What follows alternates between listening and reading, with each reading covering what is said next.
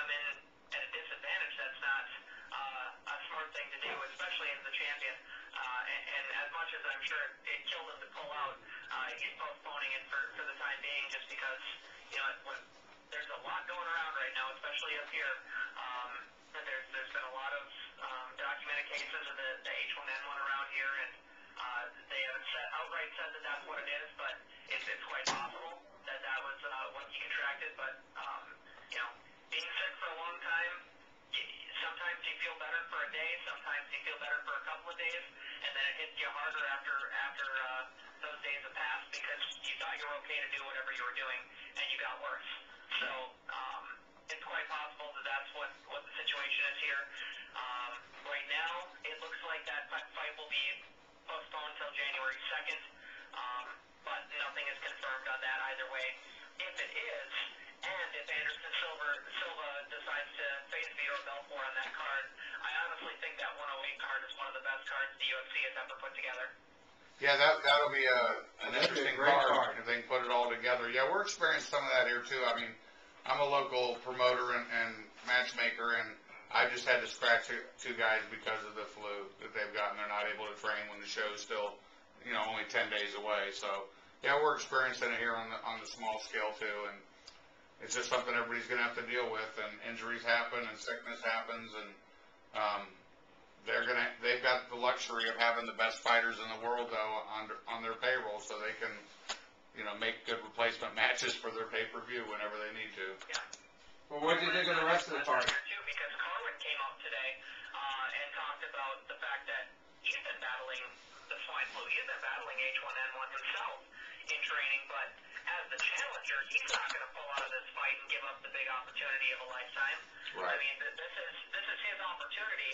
So, for better or worse, he was going to go into that fight, and it's kind of a blessing in disguise for both guys now, because they have a chance to get in a full, hopefully healthy camp and come into that fight as good as they can be coming into that fight, and make it the best heavyweight title fight they can put together. I mean, for Lesnar, it makes more sense for the champion to pull out. For the challenger, it makes more sense to stay in. And it looks like that's what happened, and it benefits both fighters here. Well, we're talking again with Jamie Penicks from MMA Torch. Jamie, any other breaking news you want to throw at us before we're done with the segment?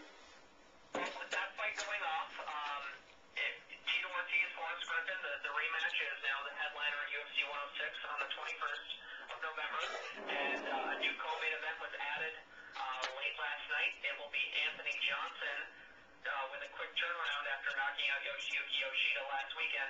He'll be facing off against Josh Koscheck in the co-main event with that. So it's a strong welterweight fight and a very strong addition to a depleted card.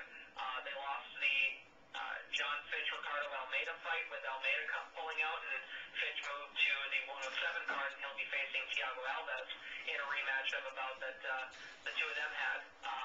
I believe it was 06 or 07, something like that, but that's another ridiculously strong welterweight fight between the number 2 and 3 welterweights. Pretty much universally, they're ranked as 2A, 2B, and so the rematch between those two is an absolutely huge fight in the welterweight division, and the winner of that one will be likely the only one that has a shot at getting a rematch at George St. Pierre.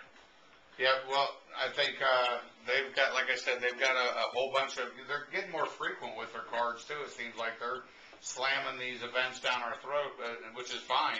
It's good that they're getting the chance to put this many on, but it seems like they've really picked up the speed at about 90 and don't want to slow down. So, Jamie, did you see the size of Anthony Johnson at the post-event, the post-fight event, the interviews? He was bigger than the 205-pounders.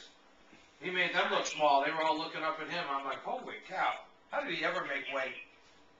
He didn't make weight. Well, but he's made 170 before. He still cut 44 pounds coming into that fight.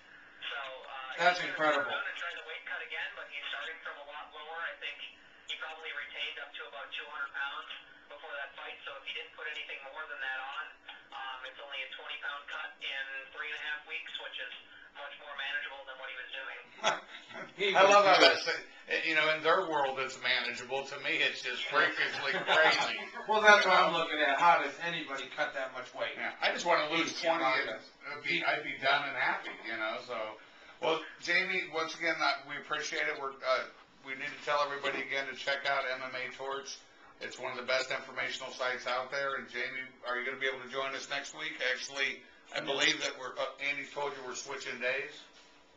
Yep, and I believe I'll be coming on later in the night, and I can hang around with you guys for a lot longer than my 10-minute segment.